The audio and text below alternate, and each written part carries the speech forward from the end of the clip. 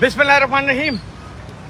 इस वक्त मैं 9000 रोड पे खड़ा हूँ और इधर एक अफसोसनाक वाक़या हुआ है और इस अफसोसनाक वाक़े के ज़िम्मेदार केई और सिंध सॉलिड वेस्ट है।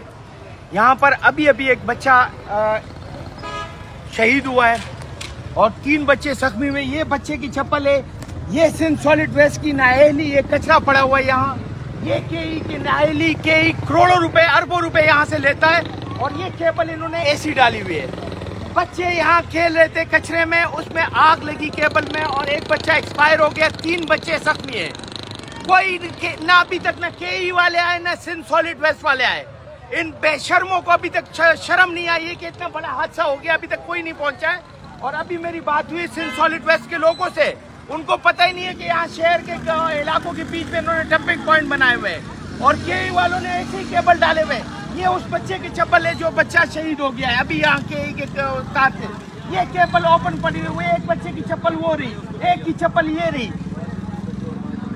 कराची इन्होंने बिल्कुल लावारिस छोड़ दिया है। न कोई केई को लगाम डालने वाला है, न सिंध सॉलिड वेस्ट को लगाम डालने वाला है। ये आप देखें, ये सिंध सॉलिड वेस्ट अरबों रुपए लेते हैं, अरबों रुपए महीने के कचरा उठाने के लेते हैं। ये कचरे के ढेर देखे, सामने 9000 रोड है, ये मेन आबादी है, ये कचरे के ढेर और कई अरबों रुपए यहाँ से कराची के लोगों से टैक्स लेती है। इन बेशर्मों को देखो, केबल ऐसी डाली हुई है। इससे अगर बच्चे मरते, हादसा होता है तो इनको कोई फिक्र नहीं है ना। ये तो हाथी के बच्चे, इनको तो कोई परवाह नहीं है।